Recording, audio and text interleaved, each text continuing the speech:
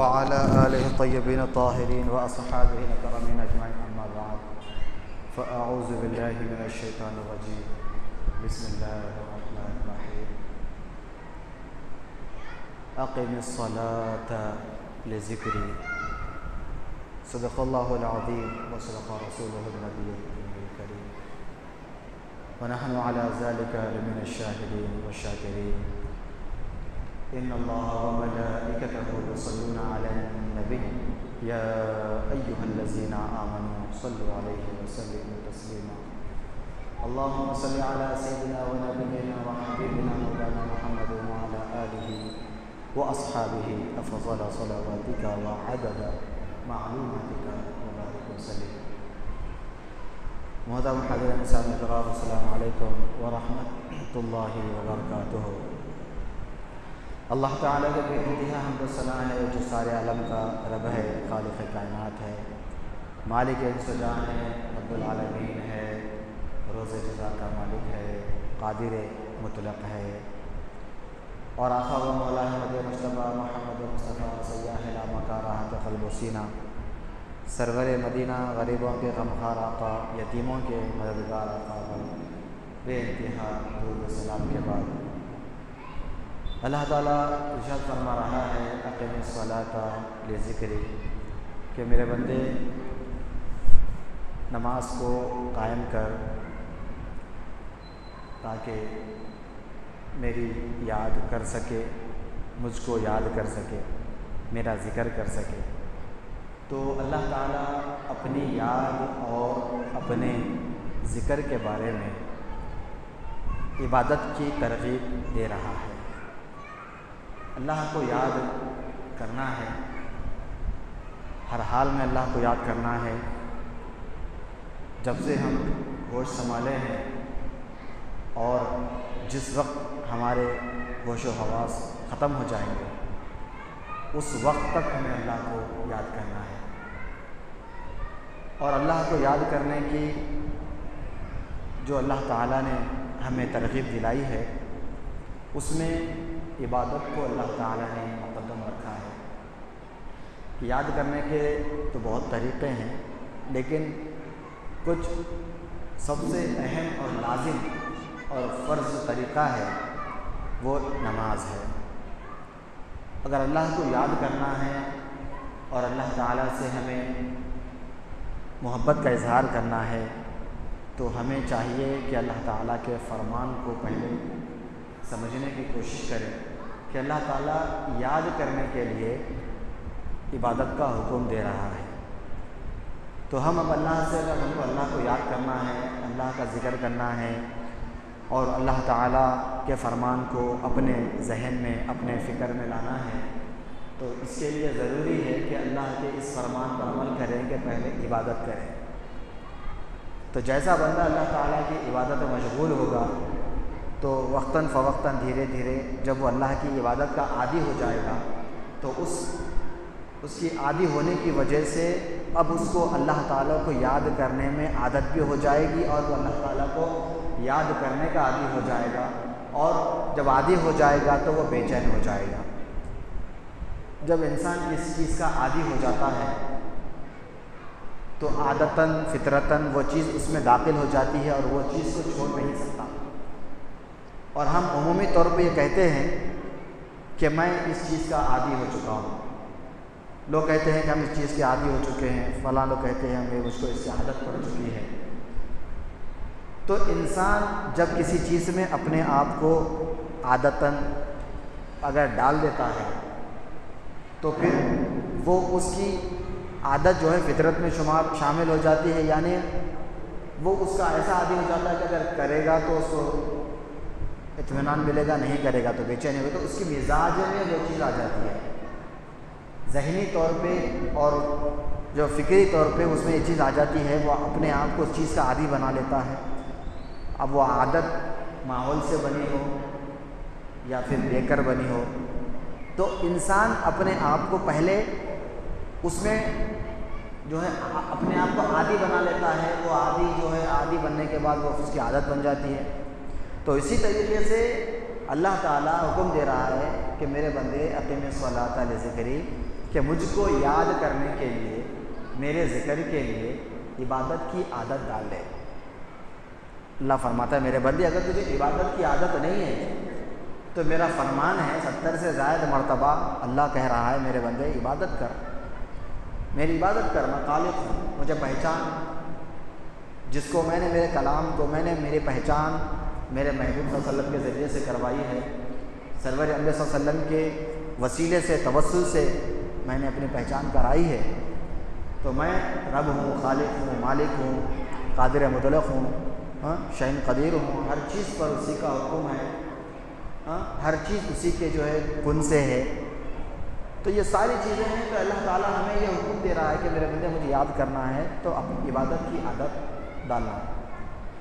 اب عبادت کی عادت ڈالنا ہے، لیکن اب اچھی چیزوں کی عادت کا حکم اللہ تعالیٰ خیر کا حکم دے رہا ہے کہ میرے بندے خیر کی عادت ڈالو، لیکن اس کے برخلاف اکثریت یہ ہے کہ ہم خیر کو خیر نہیں سمجھ رہے ہیں، اور اس کے برخلاف میں کیا ہے؟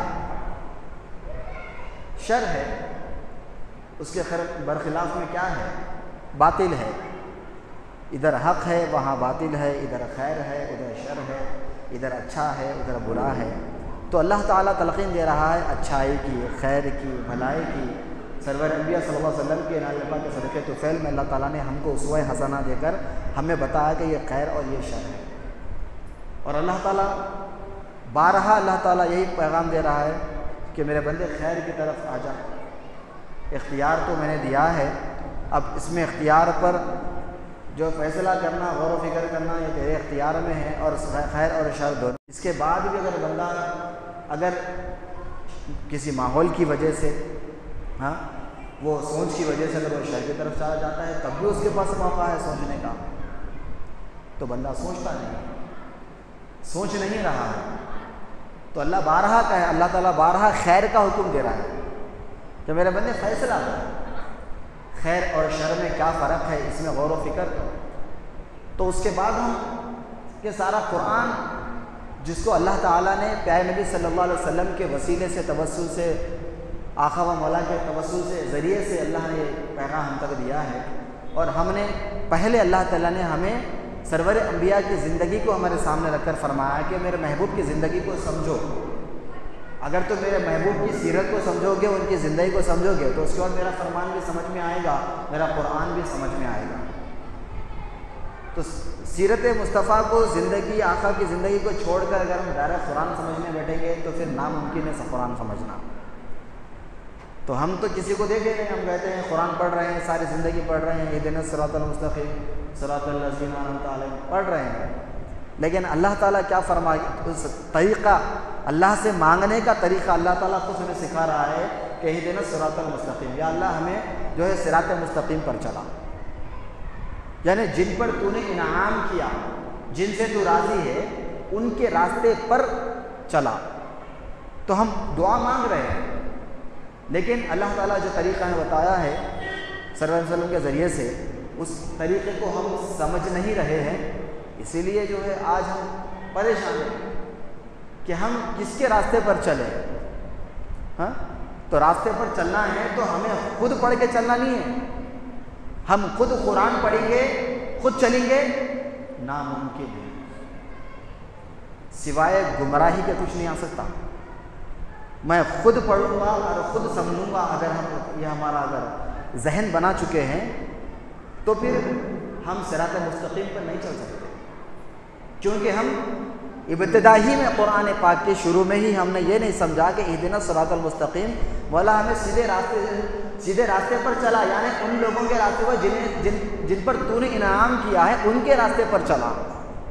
اب ہمیں فوراً ان کے بارے میں جاننا چاہیے، ان کے بارے میں جاننا چاہیے کہ ان کے راستے پر اللہ تعالیٰ دعا کا طریقہ بتایا جن سے اللہ راضی ہے، اور جو اللہ اس کے رسول کے لیے اپنے آپ کو انہوں نے وقف کر دیا، اور اللہ اس رسول کے حکم پر عمل کرتے ہوئے انہوں نے دنیا میں حقوق العباد کا حق ادا کیا، فرمان الہی، فرمان مصطفیٰ پر عمل کرتے ہوئے، اللہ اس رسول سے محبت کرتے ہوئے، سیرت مصطفیٰ، سیرت صحابہ، سیرت اولیاء، ساری چیزوں کو جو ہے عمل کرتے ہوئے انعام یافتہ اللہ والوں نے کیا کیا کہ اللہ اس رسول کے فرمان پر عمل پیرا ہوتے ہوئے حقوق العباد کو ادا کیا.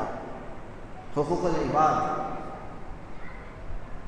اور سارا قرآن کریم ساری، اگر ہم نماز کو سمجھ جائیں گے، عبادت کو اگر سمجھ جائیں گے اس کے الفاظ، اس کے معانی کے ذریعے سے، اور اس کے بعد سیرت صحابہ، سیرت انبیاء، سیرت اولیاء، سیرت بزرگان دین، سب کو، علماء کرام کی زندگی فرمان کو، یہ ساری چیزوں کو سامنے رکھ کر ہم غور کریں گے کہ اہدنا الصراط المستقیم جو نبی تو نماز کی ابتدا ہوئی کہ اللہ انعام یافتہ لوگوں پر کے راہ پر چلا، تو اب ان کے بارے میں غور کرنا لازم ہے، جن کے بارے میں ہم دعا کر رہے ہیں کہ اللہ ہمیں ان کے راستے پر چلا.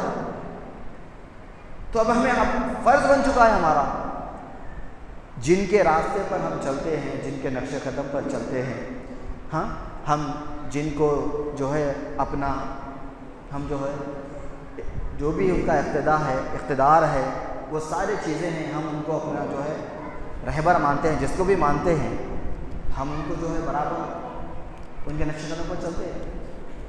اور عموماً ظاہر طور پہ ہر انسان کی نظر میں کہیں نہ کہیں ایک شخصیت کا تصور ہے. ہر فرد واحد کے اندر ذہن میں ایک شخصیت ہے، اور ہر انسان اس نظریے کے حساب سے زندگی گزار رہا ہے. تو جب ہر انسان کے جو نظریہ ہے، یہ سارے نظریوں کو اللہ تعالیٰ والا تعالیٰ کیا فرماتا ہے، میرے نبی صلی اللہ علیہ وسلم آپ کے اندر بہترین اسوہ ہے اور آپ کے اندر خلق عظیم ہے. تو اب ہمیں کس کو، ہمارے ذہن میں کس کا تصور لانا چاہیے؟ جس کو رب العالمین نے کہا کہ میرا محبوب کے اندر کیا ہے، میرا محبوب تمہارے لیے خلق عظیم ہے، ساری انسانیت کے لیے ہمارے لیے اسوہ حسنہ سرور انبیاء کی زندگی ہے. ان سے بہتر ساری کائنات میں اللہ نے کسی کو بنایا نہیں. تو ہر فرد واحد کے اندر یہ تصور آنا چاہیے کہ آقا آپ کا اٹھنا کیسا تھا، آپ کا بیٹھنا کیسا ہے، آپ کا چلنا کیسا ہے، آپ کے انداز بیان کیسا ہے، آپ کا عفو درگزر کیسا ہے، آپ کی عاجزی و انکساری کیسا ہے، آپ کا محاسبہ کیسا ہے، آپ کا توکل کیسا ہے، آپ کا صبر کیسا ہے، آپ کا معاف کرنا کیسا ہے، آپ کا محبت کرنا کیسا ہے، آپ کے تعلقات کیسے ہیں، آپ کا قریب کرنا کیسا ہے. میرے آقا آپ کے اندر سب کچھ اللہ نے رکھ دیا ہے. اس کے بعد ہم دوسروں کو آئیڈیل بناتے پھریں گے تو پھر ہمارا کوئی رہبر نہیں رہے گا، اور ہم سوائے جو ہے صرف نماز پڑھ کے سلام پھیر کے چلے جانا ہی ہمارا کام ہو جائے گا. ہم اگر عبادت کو، اگر اس کے اذکار کو نہیں سمجھیں گے، ہمارے اندر خامی، ہم سمجھنے کے لیے بڑی بڑی کتابوں کو جو ہے کھنگالنا ضروری نہیں ہے. اگر ہم صرف عبادت کے اندر جو اذکار پڑھ رہے ہیں خدا کی بارگاہ میں ٹھہر کے، اگر اسی کو سمجھ جائیں گے، غور و فکر کریں گے، تو ہمارے اندر عاجزی بھی آ سکتی ہے، صبر کرنا بھی آ سکتا ہے، معاف کرنا بھی آ سکتا ہے، صلح رحمی بھی آ سکتی ہے، اور محاسبہ کرنا خود کے بارے میں اور سب کی اصلاح کرنا، یہ ساری چیزیں عبادت سے آ سکتی ہے. سب عبادت میں ہیں، لیکن ہم عبادت کے اذکار سے ناواقف ہیں، ہم سمجھ نہیں رہے ہیں عبادت کو. ہم اللہ کو کہہ دیے دن میں کئی مرتبہ، فرائض میں، سنتوں میں، وتر میں کہتے ہیں کہ اللہ جو ہے سیدھے راستے پر چلا. ایک یہ ہمارا کیا ہے، یہ ہماری عبادت نہیں بلکہ رسم و رواج بن کے رہ گئی ہے. عبادت کو ہم ایسے پڑھیں کہ ہمارے سکون ملے، ذہن کو سکون ملے، جسمانی سکون ملے، سارے چیزیں اس میں آ جائیں، اور ایک ایک لمحہ ہمیں اللہ کی یاد دلاتا رہے. اللہ تعالیٰ کیا فرما رہے ہیں، اقیم الصلاۃ لذکری، میرے بندے عبادت کر میری یاد کے لیے، عبادت کر میرے ذکر کے لیے، مجھ کو یاد کر، میرا ذکر کر اللہ.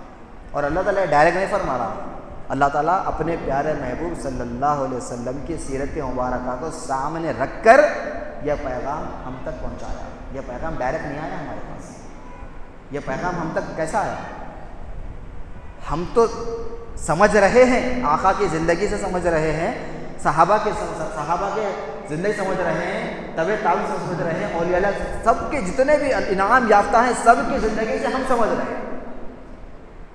تو سمجھ رہے ہیں تو کس کے ذریعے سے؟ آقا کی زندگی سے سمجھ رہے ہیں. اللہ تعالیٰ ہمیں آپ کی زندگی سمجھانا چاہ رہا ہے کہ ہمیں یاد کرنا ہے، تو ہم عبادت کو اگر سمجھیں گے تو ہمارے اندر انسانیت آ سکتی ہے، ہمارے اندر اتحاد آ سکتا ہے، اتفاق آ سکتا ہے، بڑوں کی تعظیم آ سکتی ہے، ماں باپ کا احترام آ سکتا ہے، اس کی اصلاح کرنے کا طریقہ آ سکتا ہے۔ یہ ساری چیزیں ہیں، اصلاح کرنا، محبت کرنا، عفو درگزر کرنا، یہ ساری چیزیں ہیں، کیونکہ یہ ساری چیزیں انسان کے اندر جو ہے نقص اور خرابی کب پیدا ہوتی ہے کہ انسان جب اپنے آپ کو بہتر سمجھتا ہے،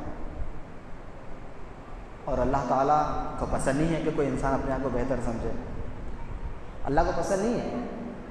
جہاں بھی ہم اپنے آپ کو بہتر سمجھتے ہیں وہاں صرف اور صرف شر پیدا ہوتا ہے، خدا کی قسم شر پیدا ہوتا ہے۔ آپ جہاں پر بھی اپنے آپ کو بہتر سمجھتے ہیں وہاں پر شیطان اپنا وار کر دیتا ہے۔ ان الشیطان لکم عدو مبین، شیطان تمہارا کھلا دشمن ہے۔ اور اللہ تعالیٰ اپنے محبوب صلی اللہ علیہ وسلم کے اندر وہ عاجزی فرمایا، وہ عاجز عطا فرمایا، آقا ایسے عاجزی و انکساری والے ہیں کہ ایک اعرابی آپ کے آقا بارگاہ میں آتے ہیں اور آ کر میرے آقا و مولا کے دور بیٹھتے ہیں اور بیٹھ کر ہیبت کھاتے ہیں، ڈرتے رہتے ہیں، ہچکچاہٹ ہوتی ہے، کیونکہ وہ عالم آقا و مولا کا کہ وہ محبت کا وہ عالم کے صحابہ کرام اپنے جان مال سب کچھ آقا پہ لٹانے کے لیے تیار۔ تو جو نئے ایمان لانے والے ہوتے، جو ابتدائی اسلام میں آتے یا کوئی ملاقات کے لیے آتے، تو سرور صلی اللہ علیہ وسلم کا اور صحابہ کی جو محبت ہے وہ دیکھ کر وہ ہیبت کھا جاتے تھے، کتنی بے انتہا جو اپنا سب کچھ لٹانے کے آقا کے بارے میں تیار ہے، ایسی محبت۔ تو عربی آ کر بیٹھے ہیں اور آقا سے ڈر رہے ہیں، تو میرے آقا صلی اللہ علیہ وسلم نے دیکھ کر جو ہے اپنی عاجزی و انکساری کا سب سے بڑا جو ہے آقا نے نمونہ پیش کیا۔ آپ سید المرسلین ہیں، رحمت للعالمین ہیں، اللہ تعالیٰ نے اپنے بعد جو ہے جو بھی اگر اللہ کے بعد ہمارے پاس اگر کسی کا مقام مرتبہ ہے تو سرور انبیاء کا مقام مرتبہ ہے۔ تو آقا و مولا نے کہا کہ شخص مجھ سے کیوں ڈر رہے ہو؟ حوصلہ افزائی کے لیے عاجزی و انکساری کا میرے آقا سبق دے رہے ہیں، ساری امت کو سبق دے رہے ہیں کہ آقا کا ساری زندگی ہمارے لیے، اللہ نے آپ کو ہمارے لیے بھیجا ہے، آپ نے جو بھی عمل کیا ہے وہ ہمارے لیے کیا ہے۔ اللہ تعالیٰ نے ہمارے ہدایت کے لیے سرور انبیاء کو بھیجا ہے۔ ہم شریعت کے پابند ہیں لیکن سرور انبیاء شریعت کے پابند نہیں ہیں، یہ بات ہمارے ذہن میں رکھنا چاہیے، نقش کرنا چاہیے کہ ہم امت مصطفیٰ شریعت کی پابند ہے لیکن سرور انبیاء شریعت کے پابند نہیں ہیں۔ آپ کا اٹھنا بیٹھنا چلنا پھرنا خود شریعت ہے جو ہمارے لیے شریعت اور قانون بن گیا۔ تو آقا و مولا نے کہا کہ کیوں ڈر رہے ہیں؟ میں بھی تمہاری طرح ایک غریب ماں کا بیٹا ہوں، قربان ہو جائے۔ آقا کیا فرما رہے ہیں عربی سے کہ میں بھی تمہاری طرح ایک غریب ماں کا بیٹا ہوں، اور اس ماں کا بیٹا ہوں جو ہے دھوپ میں گوشت سکھا کر یا روٹیاں سکھا کر کھایا کرتی تھی۔ تو آقا و مولا اپنی عاجزی و انکساری کا اتنا بڑا آپ نے پیغام دیا کہ آپ نے اپنے آپ کو یہ کہہ کر نہ اپنے بارے میں آپ نے کوئی توہین سمجھی، نہ اپنے بارے میں کچھ کمی بیشی ہونے کا تصور کیا، آپ نے اس شخص کے دل میں اپنی محبت کو پیدا کر کے اس کے اندر ہمت کو پیدا کر دیا کہ وہ ڈرے نہیں۔ تو آقا کس طریقے سے آپ نے پیغام دیا کہ ایک نئے شخص ہیں، اعرابی ہیں اور آپ سے آقا سے ڈر رہے ہیں، تو آقا نے ان کے دل میں محبت پیدا کری اور ان کو ہمت دی اور اپنے قریب کیا۔ تو یہ پیغام میرے آقا نے ساری امت کو دیا، یہ تعلیم امت ہے۔ سرور انبیاء کی ساری زندگی ہمارے لیے تعلیم امت ہے اور ہمارے لیے کامیابی اسی میں ہے۔ آج ہماری اس سرور انبیاء صلی اللہ علیہ وسلم کی ادا کو اور ہمارے اسلام کو آج غیروں نے لے کر ہمارے سامنے پیش کیا، اور ہم سمجھ رہے ہیں کہ دیکھو انہوں نے کتنا اچھا کام کیا، ہم سمجھ رہے ہیں کہ دیکھو کتنی اچھی مثال ان کی قائم ہوئی۔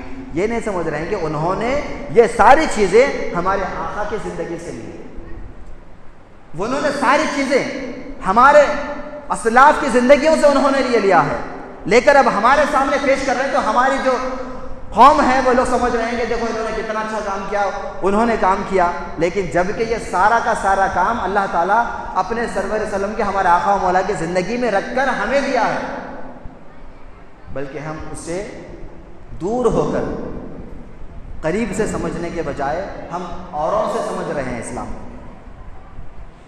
یہ کیونکہ ہم اسلام سے دور ہو چکے ہیں، عبادت سے دور ہو چکے ہیں، قرآن پاک سے دور ہو چکے ہیں۔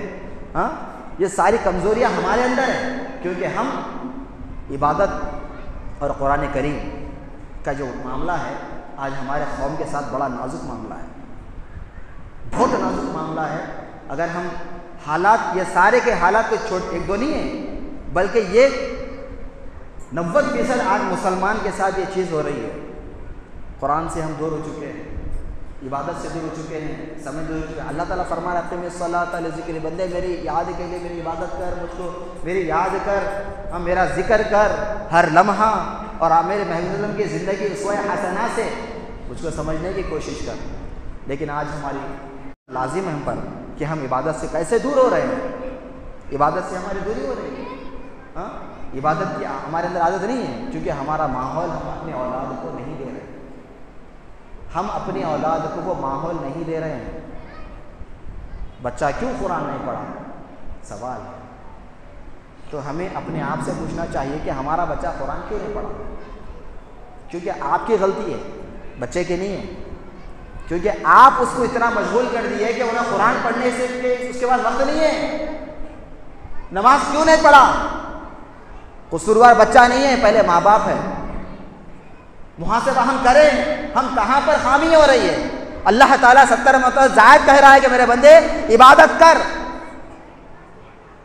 تاکہ تجھ کو میری یاد آئے، میرے محبوب کی ادائیں تجھ کو یاد آئے، سیرت مصطفیٰ تجھ کو یاد آئے۔ اس زندگی میں کامیابی کی طرف تو بڑھنا ہے، تو پھر اسلام کا نام کامیابی سے دور لے جانا نہیں ہے، بلکہ اسلام ہی کامیابی کا ضامن ہے۔ آج سے پہلے کا مسلمان تو کامیاب ہوا، آج سے پہلے کا مسلمان کیا کیا نہیں کیا، کیا ہمیں نہیں معلوم؟ اظہر من الشمس سے یہ بات ہے، کیا پہلے کے مسلمان کچھ نہیں کرے؟ ہاں، ہر چیز میں، ہر فیلڈ میں پہلے کا مسلمان بہت کچھ کرا، بہت اتنا کرا کہ آج کا سائنٹسٹ بھی وہ کام نہیں کر سکتا، ایسے ایسے کام مسلمان پہلے کیے۔ پھر ہم کیا سمجھ رہے ہیں کہ نہیں، اب ترقی اب آ چکی ہے، کامیابی اب ہے، اب ہم کو جو ہے، اب ہم کو صحیح جو ہے تعلیم ہم دے سکتے ہیں، ہمارے اولاد کو پڑھ سکتے ہیں، لے سکتے ہیں۔ لیکن ہم کدھر جا رہے ہیں؟ اسلام کو ساتھ میں رکھ کے، اللہ کے فرمان کو، سیرت مصطفیٰ کو، صحابہ کی زندگی کو، اور جنہوں نے اپنے آپ کو اللہ کے لیے فنا کر دیا، ان کی زندگیوں کو رکھ کر ہمارے ذہن و فکر میں ان کو آئیڈیل بنا کر ہمیں آگے بڑھنا ہے۔ لیکن ان کو بھلا کے ہم ترقی کے نام پہ آگے جا رہے ہیں۔ تو کتنی افسوس کی بات ہے کہ بچہ اگر عبادت چھوڑ رہا ہے تو ماں باپ کی سب سے بڑی لاپرواہی ہے کہ انہیں نماز نہیں پڑھ رہا۔ کیوں؟ کیونکہ آپ اس کو مشغول کریں، عبادت کی طرف توجہ نہیں دلائے، اس کے ذہن میں بات آ گئی کہ نہیں عبادت کوئی خاص بات نہیں ہے، کیونکہ میرے ماں باپ میرے کو جو ہے مصروف کر دیے، بولنے والے نہ ٹیچر ہے، نہ کوئی ذمہ دار ہے، نہ سر ہے، کوئی بھی نہیں ہے۔ ہاں، عبادت سے دور ہو رہے ہیں آپ، کیونکہ بھائی پڑھانے والے ان کا جو کام ہے وہ کر رہے ہیں، لیکن ماں باپ جو اولین درسگاہ ہے اولاد کی تربیت کی، تو والدین وہاں پہ کیا کر رہے ہیں؟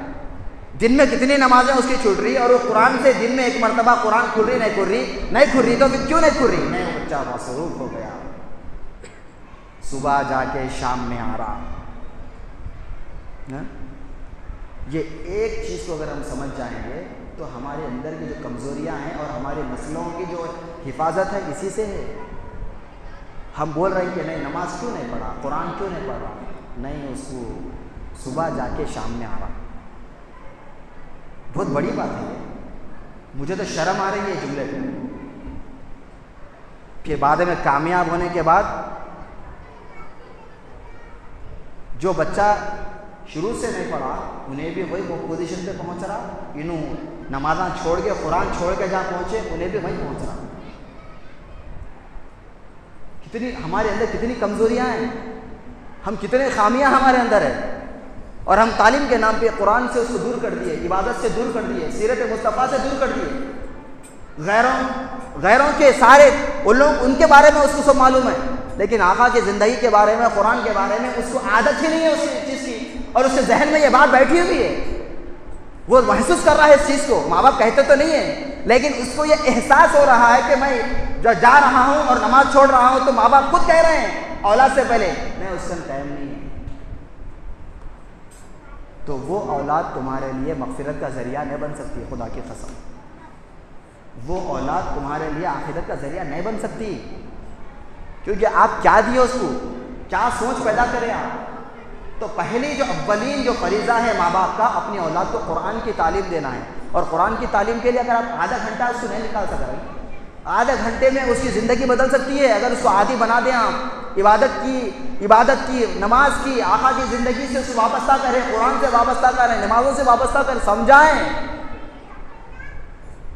اور اس کے ذہن میں ایک ہی بات چل رہی ہے کہ میں اچھا ہوں، میں بہتر ہوں۔ اس کے ذہن میں کیا چل رہا ہے؟ میں بہتر ہوں، میں اچھا ہوں، اور اسی اچھائی میں وہ برباد ہو رہا ہے۔ فتنہ اور فساد اللہ تعالیٰ قرآن پاک میں فرما رہا ہے، ہاں ہم کیا کرتے ہیں؟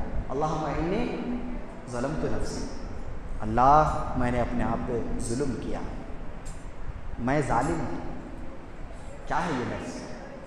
یہ عاجزی و انکساری پیدا کرنے والا لفظ ہے۔ اللہ چاہتا ہے کہ میرے بندے، اگر تو اپنے آپ کو بہتر سمجھ رہا ہے کسی سے، تو سب سے بڑا خطا کار تو ہی ہے۔ اگر میں اپنے آپ کو بہتر سمجھتا ہوں کسی سے تو میں بڑا گناہ گار ہوں، یہ کوئی حق نہیں ہے۔ یہ جو سوچ ہے نا، اس کو بدلنا ہے۔ اللہ تعالیٰ یہ سوچ دے رہا ہے کہ میرے بندے، تو اپنے آپ کو کسی سے بہتر مت سمجھ، بلکہ تو اوروں کو بہتر سمجھ۔ اگر کسی کے اندر خامی ہے تو اس کی اصلاح کر، نہ کہ دور بیٹھ کے انہیں ایسا ہے، ہاں انہوں ایسے کیکو ہے، ہاں اب ان کے اوپر خیال کر۔ اللہ تعالیٰ پوچھنے والے ہیں آپ سے ان کے بارے میں، یا میرے سے پوچھنے والے آپ کے بارے میں، یا آپ سے پوچھنے والے ہیں میرے بارے میں؟ ہاں نہ بڑے بھائی سے چھوٹے پوچھنے والے ہیں، نہ ماں کے بارے میں باپ سے پوچھنے والے ہیں، نہ باپ کو ماں سے پوچھنے والے ہیں، نہ بیٹی کے بارے میں پوچھنے والے ہیں۔ اللہ تعالیٰ جس کا عمل اس سے پوچھنے والا ہے۔ پھر ہم اپنے بارے محاسبہ کرنے کے بجائے آج ہمارا معاشرہ بگاڑ میں، تباہی میں، بربادی میں کیوں ہے اور پریشان کیوں ہے؟ کیونکہ ہم اپنے بارے میں نہیں سوچ رہے ہیں، ہم اپنے آپ کو بہتر سمجھ کے ایک مسلمان بھائی کے بارے میں، ایک انسان کے بارے میں غلط سوچ رہے ہیں۔ انہوں ایسے کیکو ہے، انہوں ایسے کیکو ہے، ہاں یہ سوچ رہے ہیں۔ تو یہ کیا ہے؟ سب سے بڑی کمزوری آج ہمارے اندر اور ہمارے نسلوں میں یہ منتقل ہو رہی ہے چیزیں۔ تو اللہ تعالیٰ نہیں چاہ رہا ہے میرے بندے تو 5 وقتہ نماز میں، سنتوں میں، فرائض میں، وتر میں، تہجد میں، چاشت میں، اشراق میں، ہر نمازوں میں جو بھی عبادت کرے گا، یہ سمجھ کہ مولا میں ظالم ہوں، مولا میں ظالم ہوں۔ تو بندہ سمجھے گا تو اس کے جسم پہ جو ایک رونگٹے کھڑے ہو جائیں گے۔ اللہم انی ظلمت نفسی، ہر فرد واحد کو یہ تصور کرنا چاہیے کہ مولا میں گناہ گار ہوں، میں ظالم ہوں۔ نہیں، اگر ان کے بارے میں تصور آیا تو فوراً توبہ کر کے لاحول پڑھ کے اللہ سے پناہ مانگے کہ مولا مجھے اپنا محاسبہ نصیب فرما، اور دوسروں کی اصلاح کی محبتاً شفقتاً اصلاح کی توفیق عطا فرما۔ آج ہم دیکھ رہے ہیں لوگ اپنے اپنے نظریے میں صرف انہوں کیسے، انہوں ایسے، ہاں چاہے وہ چھوٹا ہو، بڑا ہو، معصوم ہو، کہ کوئی کچھ بھی ہو، انہوں کیسے، انہوں ایسے کیکو ہے۔ آپ کو حق نہیں ہے ان کے اندر برائی تلاش کر، آپ اصلاح کرنا چاہتے ہیں، آپ کے اندر اللہ نے اگر صلاحیت دی ہے، طاقت دی ہے، اخلاق ہے آپ کے اندر، اپنے تاثرات پیش کرے اور عملی طور پہ ان کے دل میں محبت پیدا کرے۔ لیکن آپ اپنا خرابہ کر رہے ہیں۔ آج امت مصطفیٰ ہر فرد واحد یہ سمجھے کہ یہ میری ذمہ داری ہے، اللہ تعالیٰ مجھ سے کہہ رہا ہے۔ ہاں ہم کہتے ہیں کہ اللہ نے قرآن پاک میں حکم دیا اقیم الصلاۃ لذکری، تو ہم کیا سمجھتے ہیں؟ نہیں اللہ تعالیٰ تمہاں کو نماز پڑھو بولے، ہم بولتے ہیں سر، ہم تصور کرتے ہیں کہ اللہ تمہاں کو نماز پڑھو بولے، اللہ آپ کو نماز پڑھو بولے۔ ہاں کتنا اللہ تعالیٰ کا جلال ہو جائے گا، ہم بہت بڑا گناہ گار ہیں۔ پھر ہر فرد واحد سمجھتا ہے کہ اللہ تو پہلے میں تیرا پابند رہوں گا، میں عبادت کروں گا، اللہ کا یہ فرمان الہی ہے، میرے بندے پہلے تو عبادت کر. ہر فرد واحد خود اپنی ذمہ داری سمجھ کے عبادت کرے گا تو سارے مسائل ختم ہو جائیں گے. ہم سمجھ رہے ہیں کہ نہیں تمہارے کو نماز پڑھنا ہے، تم ایسے رہنا، تم ایسے، تم فلاں ایسے ویسے، تو ہم کیا ہے، ہم نہیں سمجھ رہے ہیں، ہم اپنے آپ کو بہتر سمجھ رہے ہیں، جبکہ ہم خود گناہ گار ہے، خطا کار ہے، سیاہ کار ہے، دوسروں میں خامی تلاش کر رہے ہیں. یہ سب سے بڑی خامی ہماری ہے، اگرچہ کہ وہ کتنا بڑا گناہ گار کیوں نہ ہو، لیکن خامی اگر ہم اس کی برائی تلاش کر رہے ہیں، یہ کیا ہے؟ حرام. کسی کی برائی تلاش کرنا آپ کو حق نہیں ہے، آپ تلاش کر رہے ہیں جس میں اس کی عزت نہیں ہے. کیا ہے؟ حرام. تجسس، غیبت. ولا تجسس ولا یغتب بعضکم بعضا. اللہ فرماتا ہے تم تجسس، کسی کے بارے میں تم اگر غیبت کرتے ہو، کسی کی برائی تلاش کرتے ہو، برائی ڈھونڈتے ہو، یہ کیا ہے؟ حرام ہے. تو یہ حرام کام ہم سب کر رہے ہیں. شراب کوئی پیتا ہو وہ بھی حرام ہے، لیکن غیبت جو حرام ہے سارے ملوث ہیں، کم و بیش اللہ والوں نے چھوڑ دیا، سب حرام ہے. ان کے بارے میں برائی، ان کے بارے میں برائی، آپ کیسے فلاں، جیسے آپ نے یہ سوچا اور کہا حرام ہے. یہ نہیں سمجھ رہے ہیں آپ، صرف شراب نظر آ رہی ہے ہمارے، لیکن جو شراب سے بھی خطرناک چیز ہے غیبت ہے، تجسس ہے. انسان خود پی کے خود فنا ہو جاتا، لیکن غیبت کرنے والا ظاہری طور پہ تو بہتر دکھتا، لیکن اس کے نام اعمال پورے غارت ہو جاتے ہیں، دلوں میں سے محبت ختم ہو جاتی ہے. اور ہم سمجھ رہے ہیں بات کو. ہاں، یہ حرام نہیں دکھ رہا، صرف شراب حرام دکھ رہی.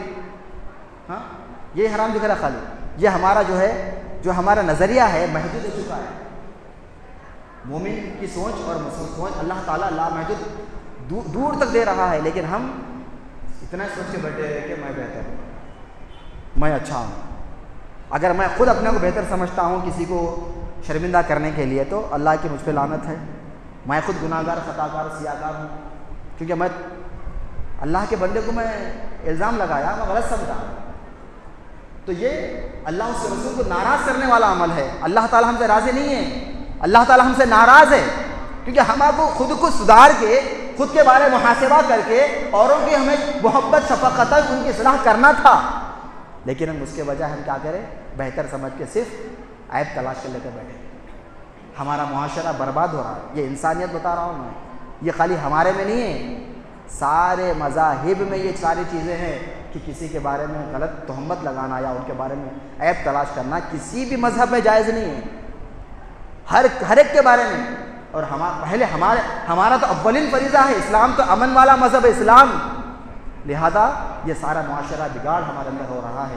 لہٰذا اللہ سے دعا ہے کہ میرے مولا ہمیں اپنا محاسبہ کرنے کی توفیق نصیب فرما، ایک دوسرے کے دل میں محبت پیدا فرما. وما علینا الا البلاغ.